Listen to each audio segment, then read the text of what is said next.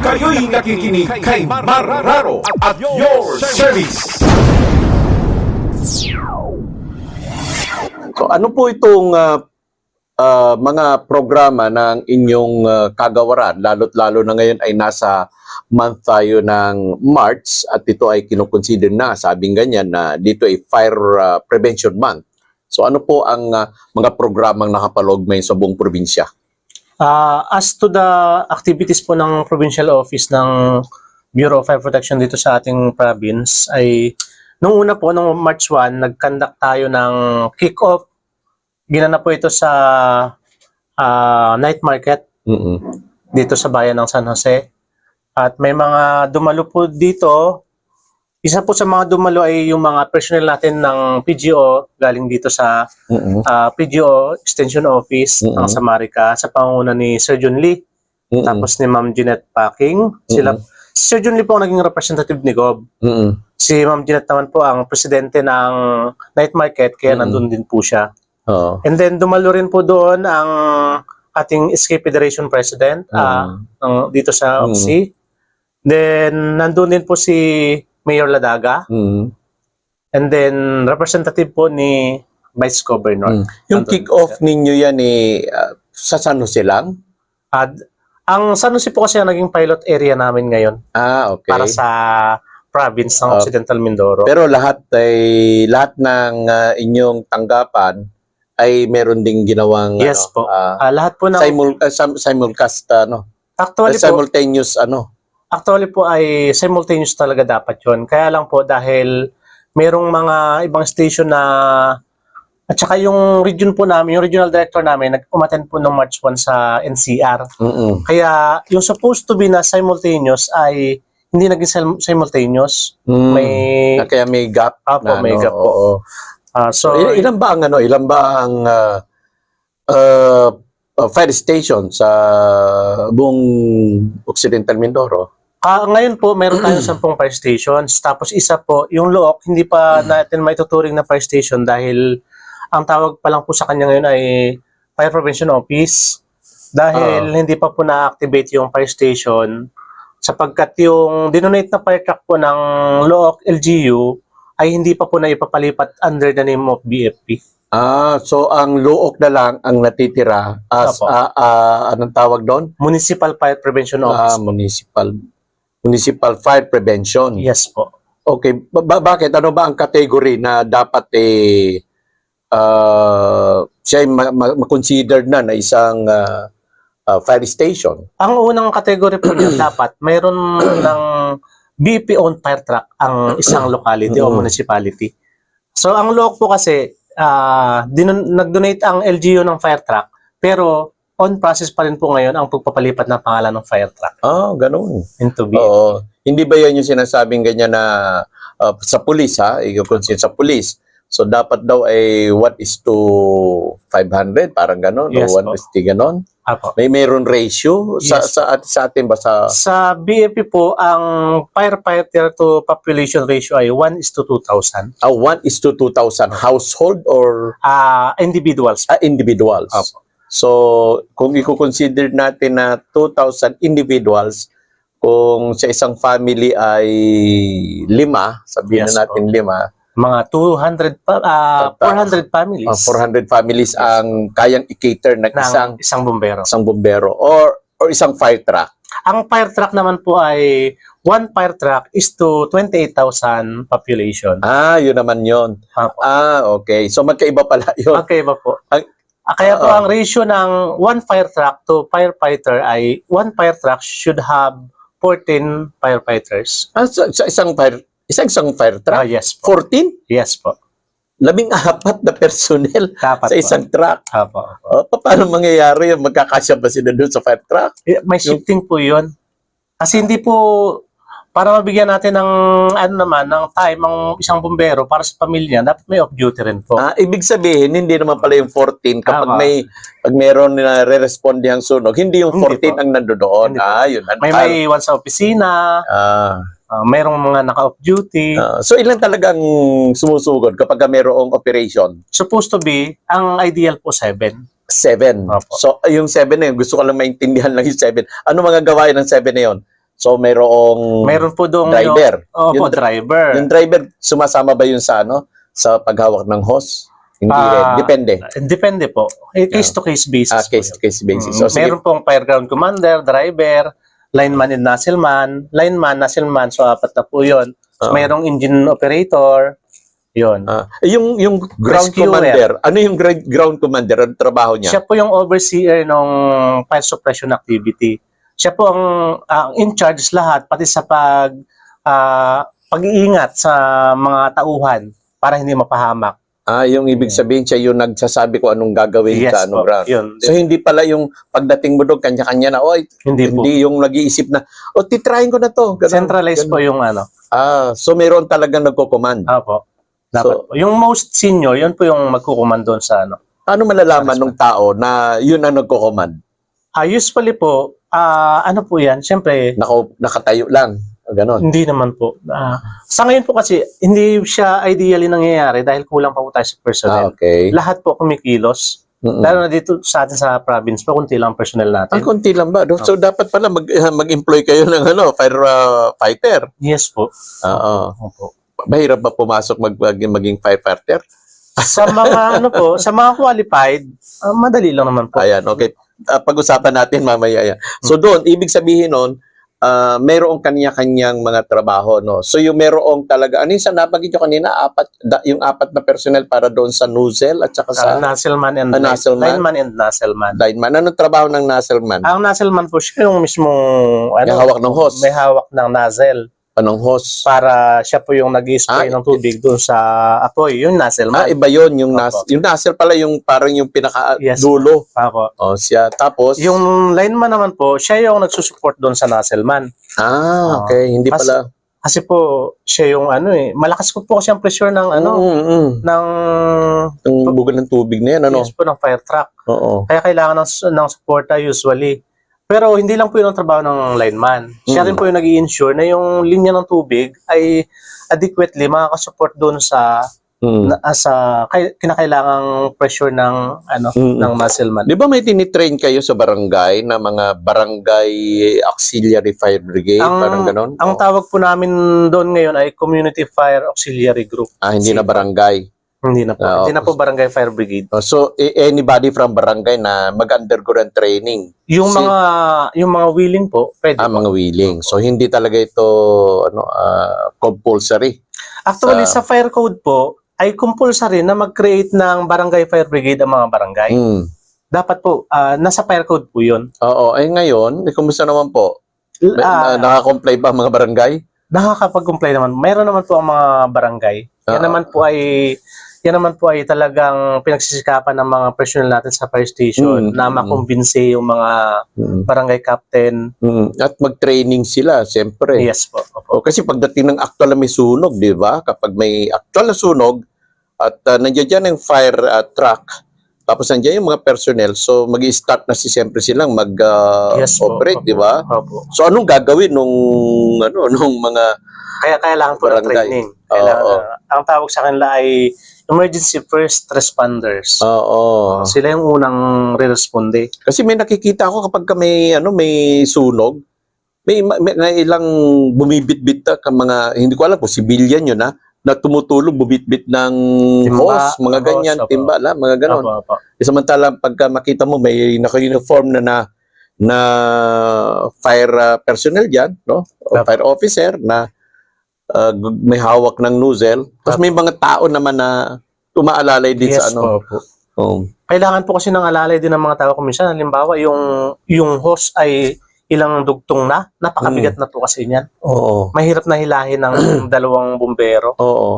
So kapag ang isang sasakyan, isang fire truck, ilang galon ang dala-dala niyan? Kasi mayroon pag binuga.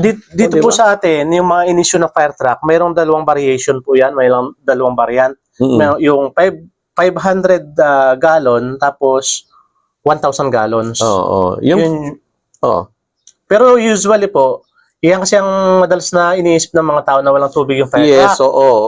Kasi po, ang ideal na pressure na ibibigay sa fire truck, yan ay kayang umubos lang ng maximum 5 minutes. 5 minutes lang. Opo, kaya Ah, ubusin yung 1,000 o yung 500? Pareho po kasi Pareho. mas malakas po ang pressure ng makina ng 1,000, malaki po yun eh. Oo. Kaysa sa pressure na kaya ibigay ng 500 gallon na makina ng 500 gallon ng fire truck. Mm-mm. Kasi kaya kung i-compute po natin, pareho yung magiging ano nila. So, Maliban na lang po kung pareho yung laki ng hose na gagamitin, mas matagal maubos yung 1,000 gallons. Pero dapat ito 5 minutes lang Opo. mauubos agad yung laman ng... Kung full blast po ang gagawin ng ano. Oo. Okay. So how you considered, no? Kapag isang senaryo, sunog na, di ba? Sunog. So anong gagawin niyo muna? Tawag nito, evaluate niyo muna yung sunog. Yun po ang trabaho ng fireground commander. Okay. I-evaluate niya kung ano yung most na appropriate na attack na gagamitin. Oo. Para yung bawat patak ng tubig hindi nasasayang. Okay. So siyempre, every drop of water important yan, di ba? Makakapatay patay ng sunog, ano. Opo. So depende pala yan sa ano. Opo. So it's a responsibility ng ground commander, ng fire ground commander para paano niya mamanipulahin yung Meron apoy. rin po kasi tayo sir tinatawag na na water damage. For example, lang nasusunog ay opisina, hindi pa naman masyadong sunog yan lahat, partial pa lang. Dapat yung appropriate na attack ang gagamitin doon para hindi masira ang tubig yung mga piles. So, may ganun din. Opo. Hindi pala basta-basta bugalan ng buga. Opo. Ay, kasi ganito balikan natin yung binanggit mo na iniisip ng tao na bakit kabagal ng bumbero hindi pa bakit ganyan lang ang buga, mga ganito. At ang binubugahan yung hindi pa nasusunog, mga ganyan. Siguro kakampi. Yung po yun, yung theory po sa likod ng pagbubuga ng yun, ang tawag po kasi doon cover exposure.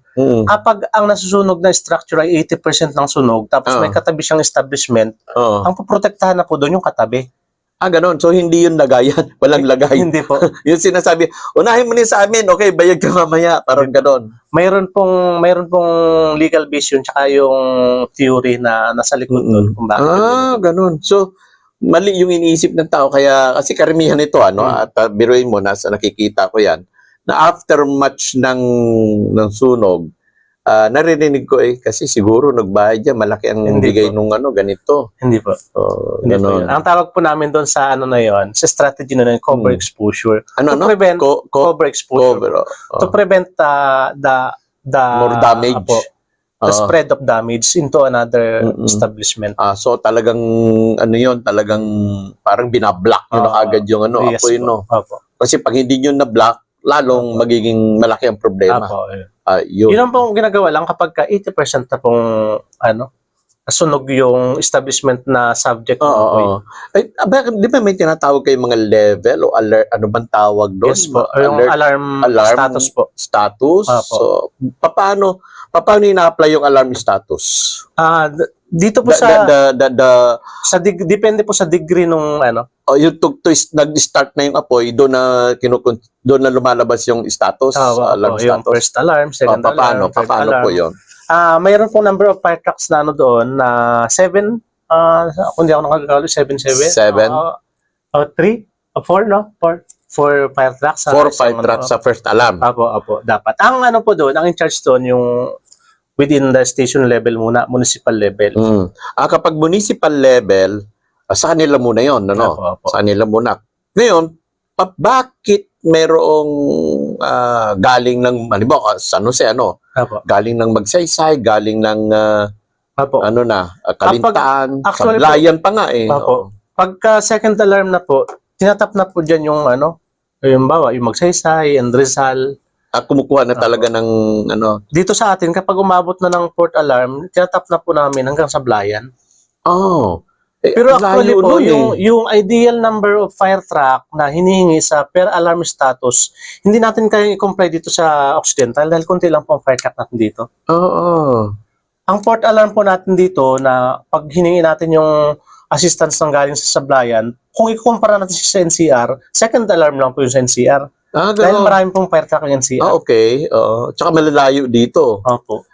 Sa NCR naman, traffic naman ang kalaban doon, di ba? Opo. Dito naman, walang traffic, but yung compare na ganun, layo, no? Opo. So, yun. So ganun pala 'yon, ano? Kapag ito pala, kapag may mga alarm, pag nakita nating may ano na, may iba ng bombero, ay yun ang sinasabing may mga alarm. Ito, bigyan lang natin sample. Yung nangyari dito sa San Jose, yung sa may panulukan ng Rizal Street and FI Manalo, yung recently na nasunog. Yung November po nung nakaraang taon. Yes, oo. Ang How do nasunog you- yung M1. Oh, yung M1. How do you consider that? Yan po ay umabot sa port alarm. Port alarm, yun Opo. lang, yung area na yun? Yes po. Opo. Tinap na namin. Kasi po, Why? ginagawa po namin yun para ma-ensure na kaya na talagang isuppress yung sunog. Parang, kumbaga ako, malaki yung sunog. Sabihin natin, malaki yung sunog. Pero, port alarm na pala yun, ang ano, no? Yes po, inabot na po siya ng port alarm. Oo. Dito po sa atin. Pero kagaya po ng sinabi ko nga sa inyo Sa kanina, NCR. sa NCR, hindi yun Hindi ganon. consider na port alarm. Okay. Kasi hindi po yun naabot sa ideal number of fire truck na hinihingi ng alarm status na yun. Oo. Dito po kasi sa atin, umabot lang siya na atin lang natin yung number na yun through the assistance of private, kagaya ng CAAP, ng PhilChay. Hindi, kaap ba? Private yan? Ano po siya? Government naman Government po siya, pero that is not categorized as under ng iba po kasi ang function ng CAAP sa yan. function ng BFP. Dahil sa ano lang sila, sa airport. Opo. Pwede ba yun? Kaya nasa airport lang sila. Hindi ba pinagbabawal na, airport lang ang dapat protektahan ninyo? Hindi naman po. Pagka hiningi po ng pagkakataon, ay nandiyan naman po sila. Okay. At nasa mandatory naman po yun nila na kapag kailangan yung assistance sila ng BFP, dapat Doon din sila. din. Okay. So talagang ano lang pala, parang talagang tulungan din, pagdating sa... Opo. Kasi sunog nga naman yan, Opo. Oo. So dito sa atin, sa Occidental Mindoro, nababanggit mo kanina, ilang beses ko na narinig, kulang ang ating fire truck. Yes po. Ilan ba ang dapat na fire truck sa Occidental Mindoro? Particular muna sa mga bawat bayan na lang muna. Ang nakapag-attain lang po dito ng compliance status as to the number of fire truck, yung San Jose po. San Jose. San Jose.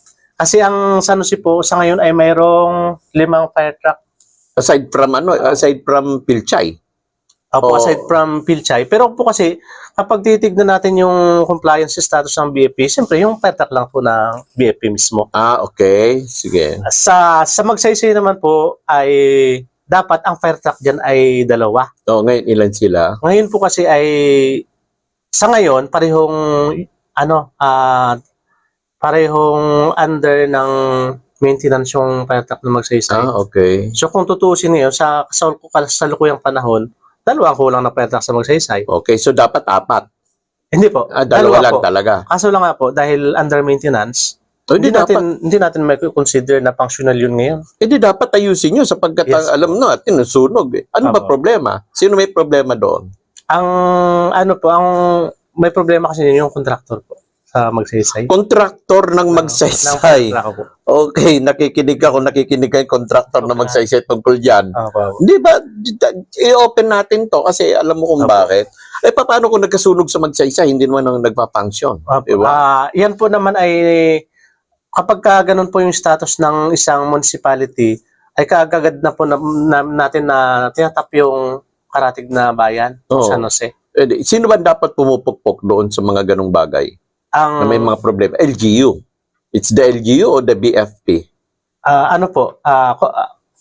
Pareho po. Pareho. In cooperation with the LGU. Actually po yung pinampaayos ng fire truck ng Magsaysay, LGU pong sumagot doon. LGU, sagot ng LGU. Opo. Kaya lang, ang kontraktor ang problema. Kaya po, nagkaroon ng problema sa kontraktor.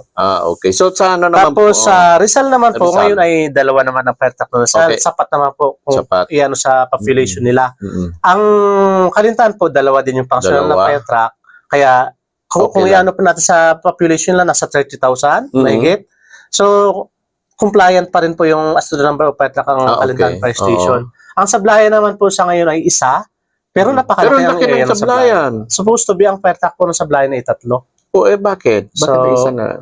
Saan ang problema doon? Mabagal? Sa kalumaan na po ng isang fire truck, inano na po siya, dineclare na po siya na beyond economic repair, BER. So, yun po. Actually, yung sa Magsaysay po, ganun rin po yung isa, beyond economic repair na. Kaya sinasabi ko kanina na walang Wala functional nang yung fire function, truck oo. talaga, fully functional. Pero Palitan nagpa-function na pa. dapat ng bago. Opo. Di ba pala bago. Tapos ang Mamburao po. Ang Mamburao po sa ngayon ay dalawa yung fire truck nila. So, Considered na okay sila. opo, Okay. compliant pa naman. Ang Paluan, merong isang fire truck. Kunti lang naman po ang population ng Paluan, compliant pa rin sila. And Ang Abra de Ilog po ay dalawa din yung fire truck. Kasi mayroong isang BFP owned, tsaka mayroong isang LGU owned. So, compliant pa rin po sila. okay. Ang Lubang, ang Luok pa. Lubang pala. Ang Lubang po, magandang Lubang kasi parehong maganda yung fire truck ng Lubang. Ganun. Tapos mayroon pa pong isang ambulance. So, kung titignan po natin yung population ng Lubang, fully compliant sila doon sa ano. Okay. So, Lubang talaga ang masasabi Tsaka ko San Jose po. Lubang in San Jose ang may considered na best sabihin natin fire station, parang ganon. Hindi naman. So, naka-comply Maraming pong as to the number of fire truck. sa number of fire trucks. Sa compliance nila sa fire trucks, they are Ang Luok naman po, mayroon pong dinonate na fire truck ang LGU. Kaya lang po, hindi pa nalilipat under the name of BFP. Bakit yung BFP, di ba? Kayo ang Bureau of Fire Protection Unit ng Pilipinas. Di ba dapat sa inyo nanggagaling yung mga fire trucks na yan? Meron po kasing inaano dyan na yung pina-priority ng mga bayan pag nagre-request. So kung sino yung nasa level of priority po kasi, kung sino yung mas matimbang na dapat bigyan ng fire truck, sila po yung inuuna. Kailangan yung magaling yung LGU chip. Kasama na po yun, yung political intervention. Yes, so political. Dito ngayon ang kailangan, no? Kapag ngayon pala dapat pagtingnan ng mga kababayan natin kapag ang fire truck ninyo sa isang bayan ay kulang, it's the LGU. Parang ganun no? Hindi naman Hindi po naman, natin dapat sisihin yung LGU pero kasi yan naman po ay responsibilidad ng lahat. Oo. Pero considering naman that's a political will, di ba? Yes. Kung nasa priority list niya ang kaligtasan ng mamamayan, especially sunog, kasi baka ang isipin ng political natin mga political leaders, bira lang naman ang sunog, di ba? Pero dito po sa Occidental Mindoro, wala na mga mister na encounter na mayor na nag-iisang tabi ng kaligtasan ng mamamayan sa sunog. Lahat po sila supportive sa BFP. Okay. So, pinagtanggol kayo na sir, ha?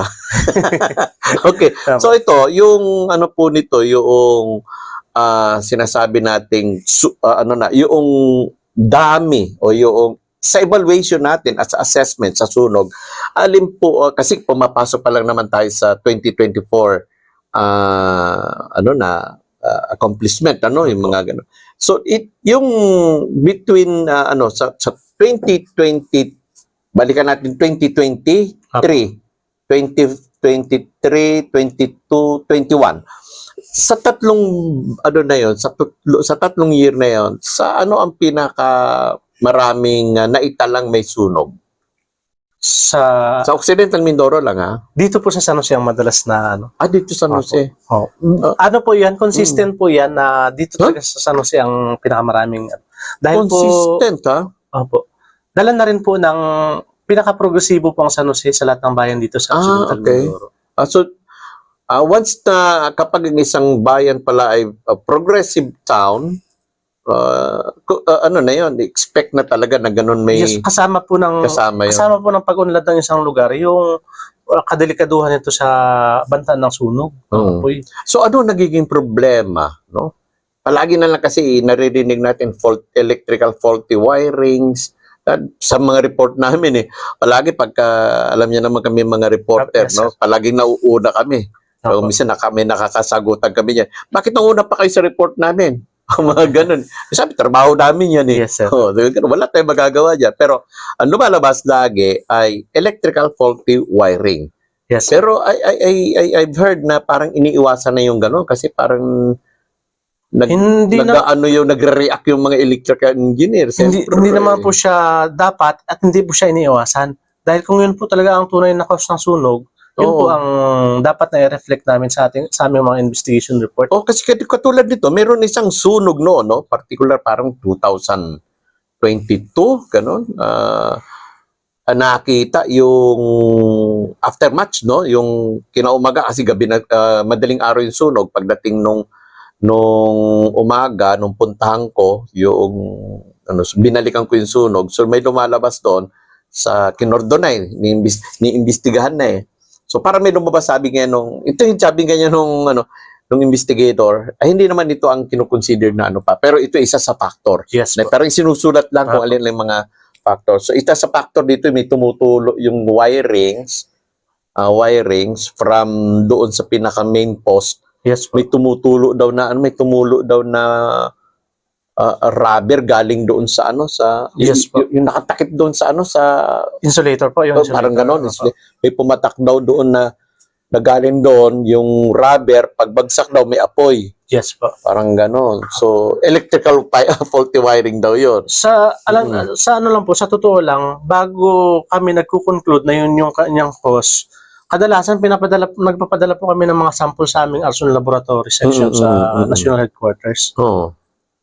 Sa totoo lang po, ang Arson Laboratory ng BEP National Headquarters, yun lang po ang nag-iisang laboratory dito sa Pilipinas na kapag pinadala mo doon yung sample debris nung titignan mong dahilan ng sunog, ay scientific po yung method na 100% naman or 99% lang. Both lang naman. 99% to be safe. 99.9 siguro. Oo. Ganun pala, no? So, San Jose ang talagang most prone sa Yes po. sunog. Opo. So, dapat ito, no? Yung, siguro tinatawagan natin ng pansin yung mga building officials especially. No? Kasi di ba kasama kayo sa nag-inspect? Opo. Na kapag mayroong mga, di ba, buwan ng January, Opo. so pag nag-start ng business clearances, so kasama kayo sa nagbibigay ng clearances sa mga bahay, di? Ang Fire Safety Inspection Certificate po ay prerequisite ng lahat ng certificate tsaka clearances na ini-issue ng ibang government agencies. Saan kayo nagre-rely ng report? Doon nila sa mga building officials, sa mga electrical Report po, as to what po? Yung kapag nag-inspection para masabi, pasado ka. Mayroon po kaming sariling Meron pa kayong sarili. Kasi meron po kami mga designated na fire safety inspectors tsaka building plan evaluators. Hindi po yung nagre-rely sa ibang agency. Mayroon po kaming sinusunod na protocols and procedures kung paano namin i-evaluate yung buildings. Ayun. Tapos sasuggest nyo, dapat meron kayong 4 na rito. Halimbawa, sa isang building, o 4 na fire extinguisher, para mga ganon. Ang kailangan yung fire extinguisher, ganito pa, mga ganitong level. Po. Hindi ba kayo kasosyo ng mga fire extinguisher? Ay, hindi po. Actually po, sa lahat ng mga permits and clearances na nire-release namin, may nakalagay sa baba. Mahigpit na yung pinagbabawal sa lahat ng kawani ng Bureau of Fire Protection na magrekomenda ng anumang uri ng fire extinguisher. So yung mga fire extinguisher supplier ba dito, na-inspect din ninyo? Dapat po. Lahat po ng establishment dapat in-inspect ng BFP. Once na kumuha sila ng Fire Safety Inspection Certificate. O yung yung mga fire extinguisher kasi baka hindi standard, di ba? Yes. Paano natin malalaman? Kasi meron akong mga nakukwentuhan lang naman ito, na yung isang fire extinguisher fake, mga gano'n. So paano natin mako-consider yun para ma-protektahan natin yung mga as to the yung authenticity ng naman po niyan, ang ka-partner po diyan ng BFP ang DTI. Ang DTI. Ang DTI po kasi nag-i-ensure ng quality ng products. So dito may ko-consider natin sa matanong lang kita Yes, yung mga fire extinguisher ba dito na mga supplier natin nasa standard naman. Actually po, hindi ako particular sa mga supplier ng fire extinguisher dito sa Occidental Mindoro. Pero kapag yan pong fire extinguisher ay nasa establishment natin, check po yan ng ating mga fire safety inspector kung mayroon pong mga aspeto na tinitingnan ng fire safety inspector na kung tumugon po doon yung status ng fire extinguisher, compliant po yun. Okay. So sir, kung ganun sir pala, pag in-inspect ninyo, aalamin din ninyo na sa isang building kailangan may fire hydrant. Parang ganun. Hindi naman. Kasi pinag-uusapan natin dito yung fire extinguisher, di ba? Opo, opo. So, dapat ilang fire extinguisher ang meron kasi isang building, tapos may fire hydrant ba na dapat? Opo. Na Hindi na- naman, hindi yung fire naman. hydrant po kasi ay trabaho yan, na partnership po ng water concessionaire, ng LGU, tapos ng BFP. Bakit? Ang pagpo-provide at pagtatalaga kung saan ang magiging location ng fire hydrant. Bakit? Hindi po yan ng building owner. Ang ano po ng building owner ay yung kanyang kasama po sa fire protection plan dapat ng isang building. Kapag malaki na po yan ay yung magkakaroon na siya ng automatic fire suppression system. Yun na po. Pag, most especially kapag residential po, pag mga hotel, require na po natin yun ngayon. Okay. So kapag mga hotel, may kailangan meron talagang ano na. Yes po. Yung hospital, yung mga itatayo pong hospital ngayon, dapat mayroon na silang mga automatic fire suppression system. Ano yung fire suppression system na ito? Ito po ay, ang automatic fire suppression system po, nag-activate yan once na nagkaroon na ng threat yung sunog sa isang building. Ano ito? Isang something like parang ito yung fire hydrant? Parang ganon? Or hindi? Mayroon po silang sariling source ng tubig. Sariling source. Pag sinabi po kasi natin fire hydrant, ano po yan eh? Galing sa water concessionaire yung ano. So, kaya nabanggit mo kanina, ano yan, parang may agreement yan Yes po. between kasi yung, kung nga naman, kasi yung makukonsume na tubig yan, paano mababayaran? Opo, opo. Yung mga may private owner po ng isang building, mayroon po sariling ano. Dapat may sarili. Yes po. Lalo na po, malaki na po yung building na pinapagawa niya. Lalo na yung mga government din. Kasi, siyempre, Yes po. Opo. yung sa pagka-government building, dapat protektahan mo yung Opo. yung lahat ng mga dokumento, Yes po. lahat ng kasi pag-aari ng tao 'yan, di ba?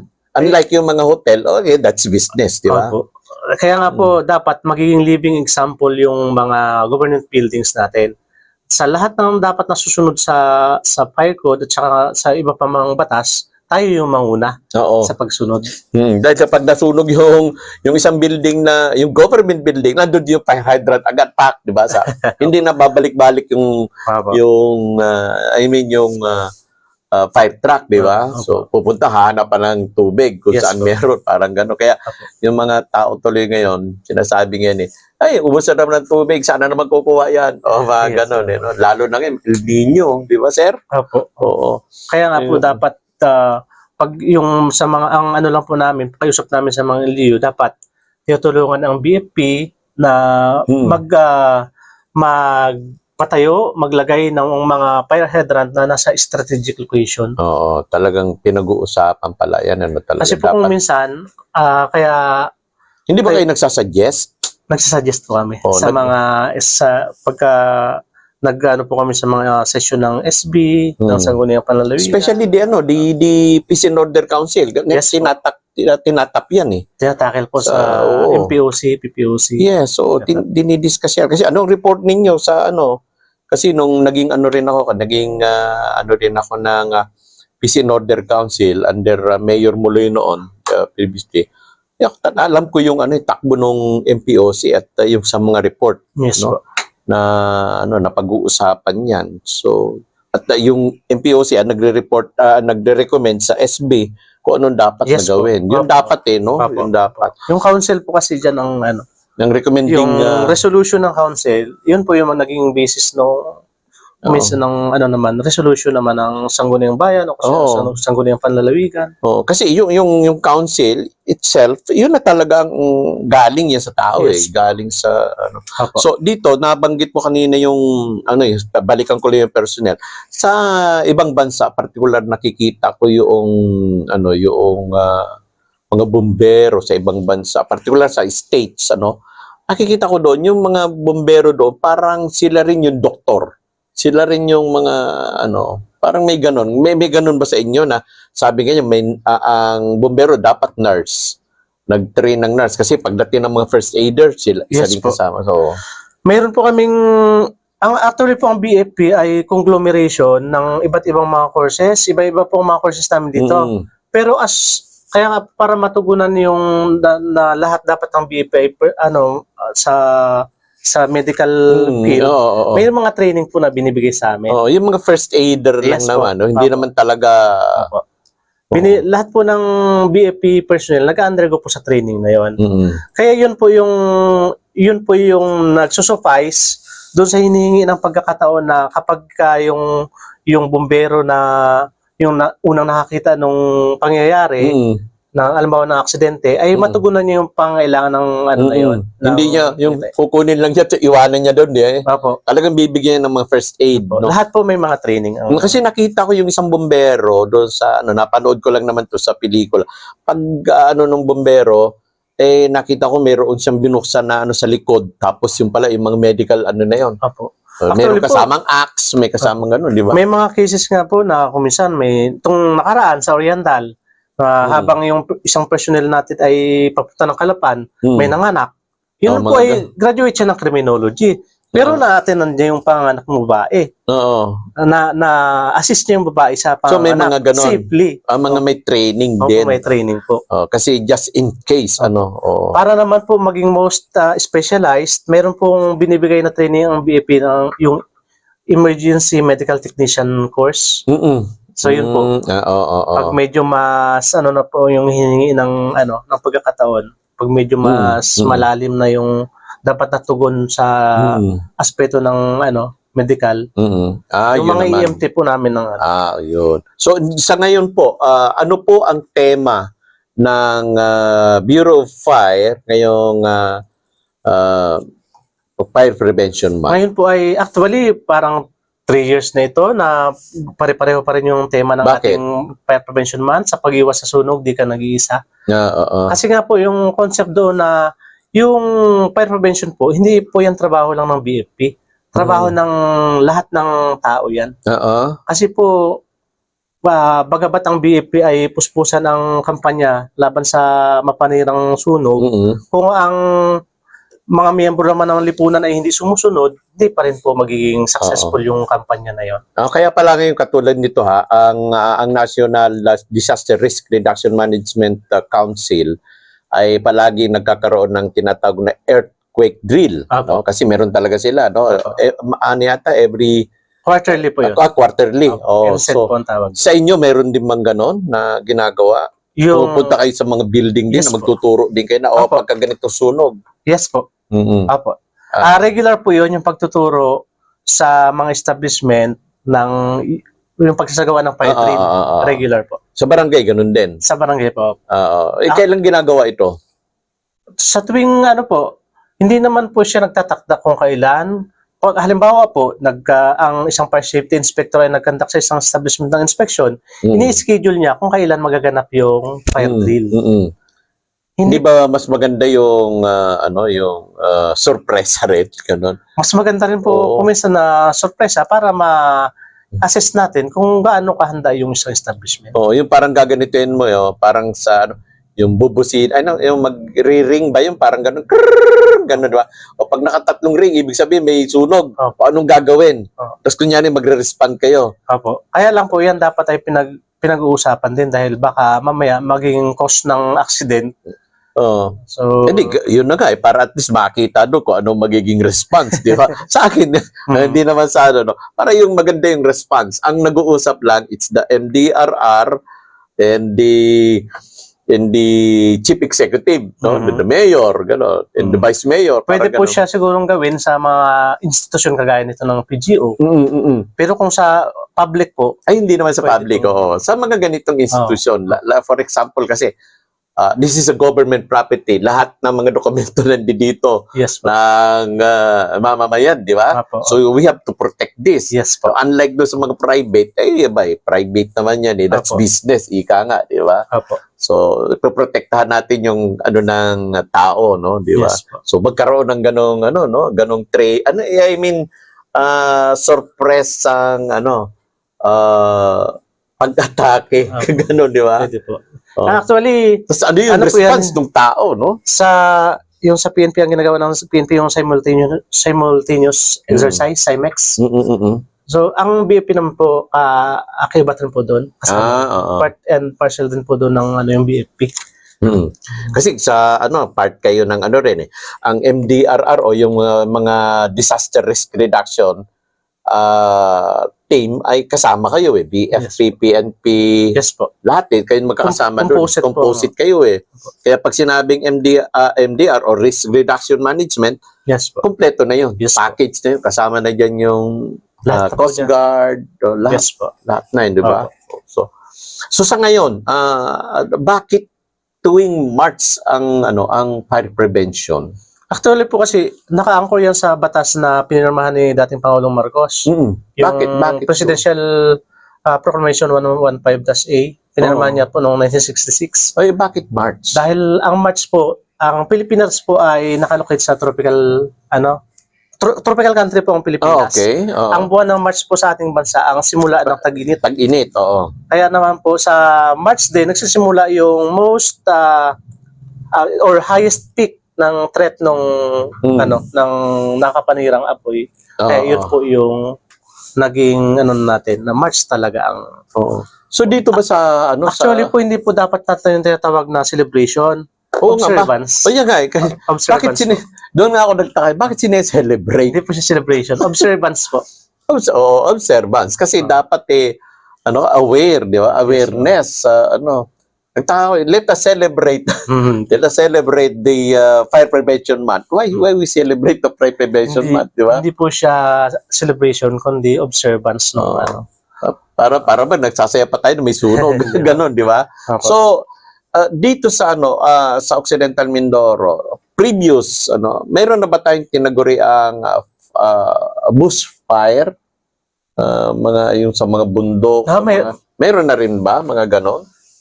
Meron actually po itong nakaraan sa Abra mayroong nangyari yan. Kasi nakakatakot. Imagine yung like Australia and yung ibang mga bansa na may init din sa Estados Unidos.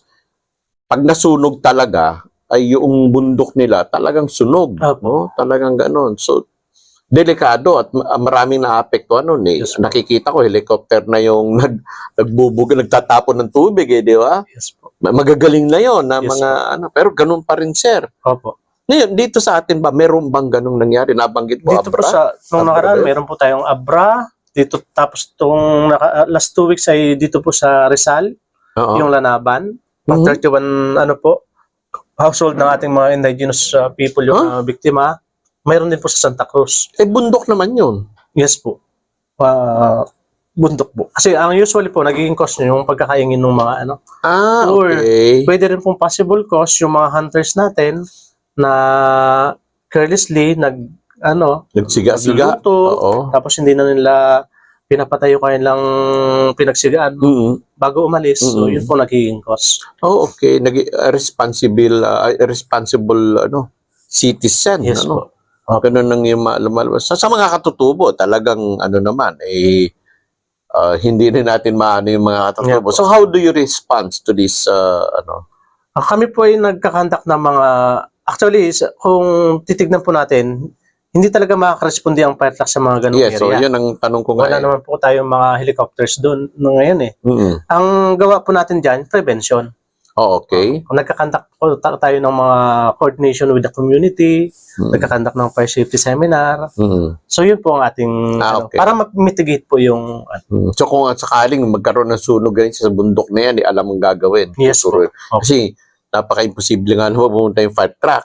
po. Dahil yun nga ang tatanong ko sana, how do you respond sa mga liblib na lugar dahil ng fire truck? Ang main po namin, fire prevention muna. Sa sige. Hanggang saan lang ang serbisyong na ibibigay ng fire truck? I mean, ang barangay, hanggang saang barangay? May ratio ba ito? May anong tawag doon? Yung ratio? Halimbawa, yung radius po? Radius pala. Ganon. Hanggang saan lang siya? Kung saan po ang tawag ng tulong na gamit ang fire truck, pupunta po ang fire truck basta kaya pong abutin. Sample. Alitaytayan. Yung alitaytayan na nabanggit kung ang alitaytayan po ay pasok ng fire truck, papasukin po lahat ng kasulok-sulukan. Basta't kaya ng fire truck. Basta't kaya po. Wag lang mabalahaw katulad yung nangyari diyan sa sa may palengke, sa may Nakita ko pinagtutulak-tulak yung Opo. tinulak-tulak yung fire truck tinutulak-tulak. Yun po kasi hindi natin maiiwasan Oo. dahil ano eh. Yung sa daan, Opo. lumubog yung gulong. Opo. Anyway. So, basta kung saan ang radius niya ay kung saan kayang abutin Yun po. ng fire truck, pupuntahan at Pupuntahan po. Opo. Okay. Kasi baka may special lalo na. Bayan lang kami. Walang Ay, hindi ganon. po. Actually po, ang ano niyan, ang sinasabi diyan, yung nearest fire station, Mm. regardless ng municipal boundaries. Mm. For example, yung sa Mapaya, sakop siya ng San Jose pero mas malapit siya sa Magsaysay. Mm.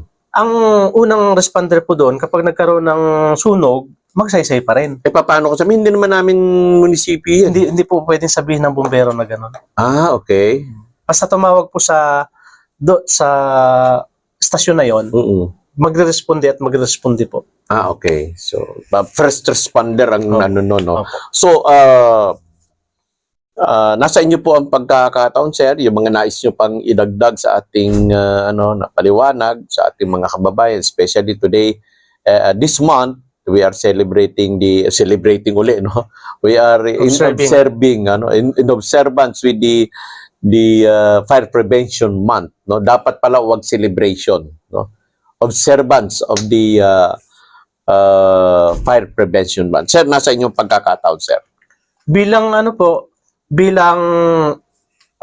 opisina na nagsusupervise ng lahat ng fire station dito sa Occidental Mindoro, kami po ay humihingi ng tulong sa lahat ng ating mamamayan, hindi lang sa lahat sa ating mga political leaders, sa lahat po na makiisa po sa kampanya ng BFP laban sa mapanirang apoy, lalo na po ngayon na ang probinsya natin ay nakakaranas ng El Nino, talagang napakataas po ng banta ng sunog.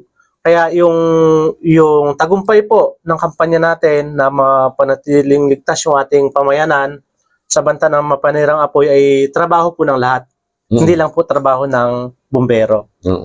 At kinukuha din po natin ang pagkakataon na ito para magpasalamat sa lahat, lalo na sa ating mga political leaders sa pangunguna ni Governor Gadiano, lalo na po na pinahiram kami ng opisina, yung temporary office space dito sa PGO sa Marica. So, kinukuha po namin ang pagkakataon ito na magpasalamat sa kanya at sa lahat po ng mga kasamahan ni Gob, lalo na dito sa PGO sa Marica sa pangunguna ni Sir Jun Lee, and then kay Vice Gob po na napaka-supportive din sa BFP, sa lahat po ng mga mayor ng Occidental Mindoro, lahat ng mga political leaders na alam po naming suportado ang programa ng BFP. Salamat po. Okay, thank you guys. At ito, kaugnayan natin mula sa Bureau of Fire Protection. Mag-ingat tayo sa sunog, no? Okay, thank you. Thank you, sir. Salamat po. Kayo'y nakikinig kay Marraro at your service.